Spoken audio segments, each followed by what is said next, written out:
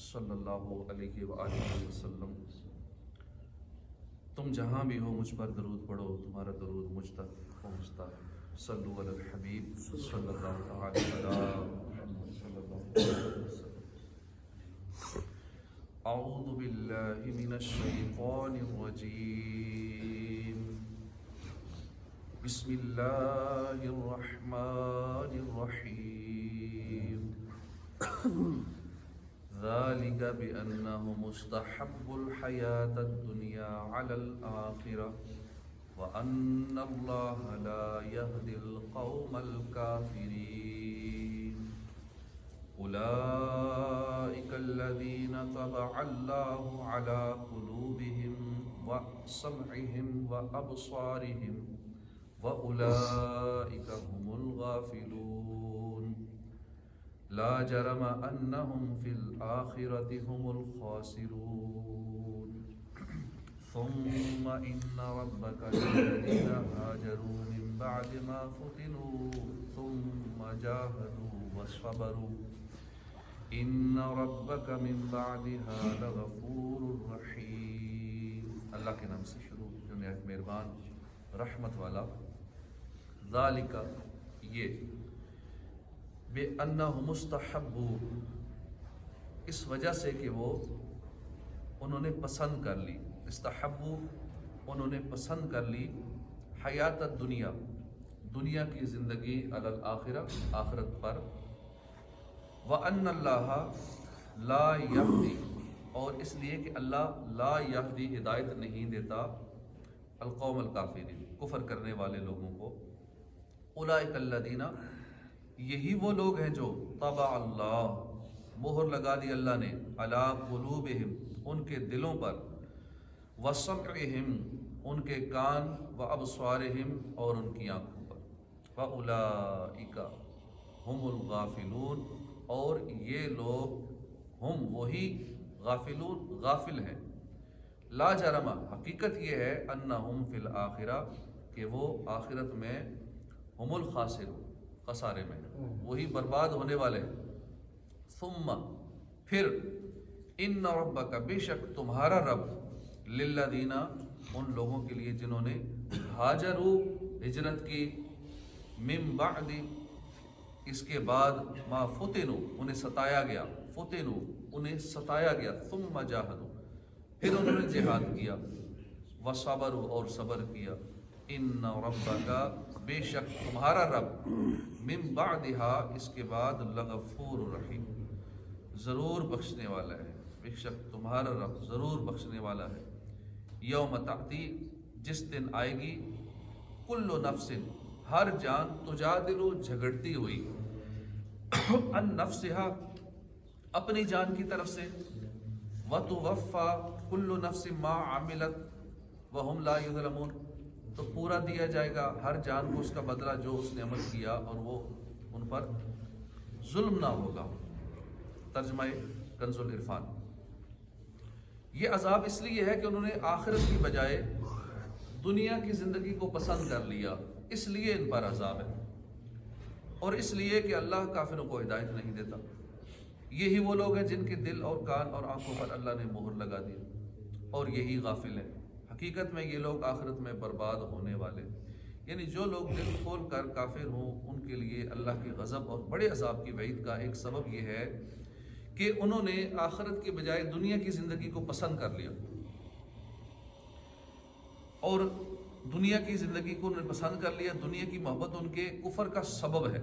دوسرا سبب یہ ہے کہ اللہ تعالیٰ ایسے کافروں کو ہدایت نہیں دیتا جو سمجھ بوجھ کے باوجود بھی کفر پر ڈٹے رہیں۔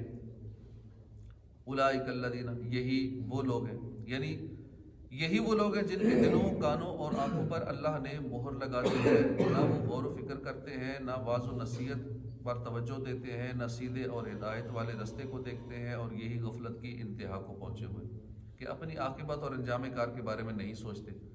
لا جرم حقیقت میں، یعنی حقیقت میں یہ لوگ آخرت میں برباد ہونے والے ہیں کہ ان کے لیے جہنم کا دائمی عذاب ہے۔ اس سے معلوم ہوا کہ سب سے بڑی بد نصیبی یہ دل کی غفلت ہے، اور سب سے بڑی خوش نصیبی دل کی بیداری ہے۔ اللہ تعالیٰ سے دعا ہے کہ وہ ہمارے دلوں کو غفلت سے محفوظ فرمائے اور ہمیں دل کی بیداری نصیب فرمائے۔ جب دل غافل ہو جاتے ہیں تو پھر بندہ نیکیوں سے دور ہو جاتا ہے، نمازوں سے دور ہو جاتا ہے، کوئی نصیحت کی بات اثر ہی نہیں کرتی، جو مرضی اسے بیان سناتے رہو، اوپر سے گزرتا رہے گا۔ جب دل بیدار ہوتا ہے تو سارے معاملات سیدھے ہو جاتے ہیں، جب دل غافل ہو جاتا ہے تو یہ بہت بڑا نقصان ہے، بہت بڑی بدنصیبی ہے۔ ثم ان ربک للذین ہاجروا، پھر بے شک تمہارا رب ان لوگوں کے لیے جنہوں نے تکلیفیں دیے جانے کے بعد اپنے گھر بار چھوڑ دیے، پھر انہوں نے جہاد کیا اور صبر کیا، بے شک تمہارا رب اس کے بعد ضرور بخشنے والا مہربان ہے۔ آیت کا خلاصہ یہ ہے کہ اے حبیب صلی اللہ علیہ وسلم، وہ لوگ جنہوں نے ہجرت سے پہلے ان کے دین کے بارے میں مشرکین کی طرف سے تکلیفیں اور اذیتیں دی گئیں، اس کے بعد انہوں نے ہجرت کی اور اپنے شہر، گھر اور خاندانوں کو چھوڑ کر اہل اسلام کی شہر مدینہ طیبہ منتقل ہو گئے، پھر انہوں نے اپنے ہاتھوں، تلواروں اور زبانوں کے ساتھ مشرکین اور ان کے جھوٹے معبودوں کے خلاف جہاد کیا اور جہاد کرنے پر صبر کیا، تو بے شک یہ بخشش کے مستحق ہیں۔ اس لیے اللہ ان کی اس آزمائش کے بعد انہیں ضرور بخشنے والا مہربان ہے۔ یوم تأتی کل نفس تجادل، یاد کرو جس دن ہر جان اپنی طرف سے جھگڑتی ہوئی آئے گی اور ہر جان کو اس کا عمل پورا پورا دیا جائے گا، ان پر ظلم نہ ہو۔ یعنی قیامت کے دن ہر انسان اپنے بارے میں جھگڑتا ہوا آئے گا۔ وہ کیسے؟ کہ ہر ایک نفسی نفسی کہتا ہوگا، سب کو اپنی اپنی پڑی ہوگی قیامت والے دن۔ جھگڑے سے مراد یہ ہے کہ ہر ایک اپنے دنیاوی عملوں کے بارے میں عذر بیان کرے گا، میں نے یہ کیا تھا، یہ یوں اس لیے کیا تھا، یہ گناہ اس لیے کیا تھا، عذر بیان کرے گا۔ حضرت عبداللہ بن عباس رضی اللہ عنہما اس آیت کی تفسیر میں فرماتے ہیں کہ قیامت کے دن لوگوں میں جھگڑا یہاں تک بڑھے گا کہ ہماری روح اور جسم کے درمیان ہی جھگڑا شروع ہو جائے گا، آپس میں ہی جھگڑا شروع ہو جائے گا، جسم اور روح کا۔ وہ کیسے؟ روح کہے گی یا رب، جس میں داخل ہونے سے پہلے نہ میرے ہاتھ تھے، نہ میں اس کو پکڑتی تھی، نہ پاؤں تھے کہ ان کے ذریعے چلتی، نہ میری آنکھیں تھی کہ اس سے دیکھتی، گویا میں قصوروار نہیں ہوں۔ روح کہے گی میں بالکل بے قصور ہوں، سارا قصور ہی جسم کا ہے، یہی تو سارا کچھ کرواتا تھا، اسی کے ساتھ ہاتھ پاؤں اور یہ سارے معاملات تھے، یہ گناہ کرتا تھا۔ جسم کہے گا یا رب، تو نے مجھے لکڑی کی طرح پیدا کیا، نہ میرا ہاتھ پکڑ سکتا تھا، نہ پاؤں چل سکتا تھا، نہ آنکھ دیکھ سکتی تھی۔ جب یہ روح، نوری روح شعاع کی طرح آئی، اس سے میری زبان بولنے لگی۔ جسم کہے گا میرے اندر جب روح آئی پھر میں نے بولنا شروع کیا نا، پھر میرے ہاتھ پاؤں ہلنا شروع ہوئے، جب تک روح نہیں تھی میں تو کچھ بھی نہیں کر سکتا تھا۔ اب جسم اپنے دلائل پیش کرے گا کہ میری زبان بولنے لگی، آنکھ بینا ہو گئی، پاؤں چلنے لگے، جو کچھ کیا اس روح نے کیا، میں اس کی وجہ سے گناہوں میں مبتلا ہوں۔ اللہ تعالیٰ ایک مثال بیان فرمائے گا کہ ایک اندھا اور ایک لنگڑا دونوں ایک باغ میں گئے۔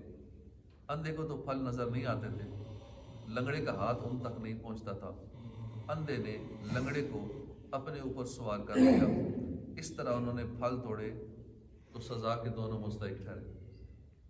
اس لیے روح اور جسم یہ دونوں ملزم ہیں، تو قیامت والے دن روح اور جسم دونوں کو سزا ہو۔ اللہ پاک ہمیں قیامت کی سزا سے محفوظ رکھے۔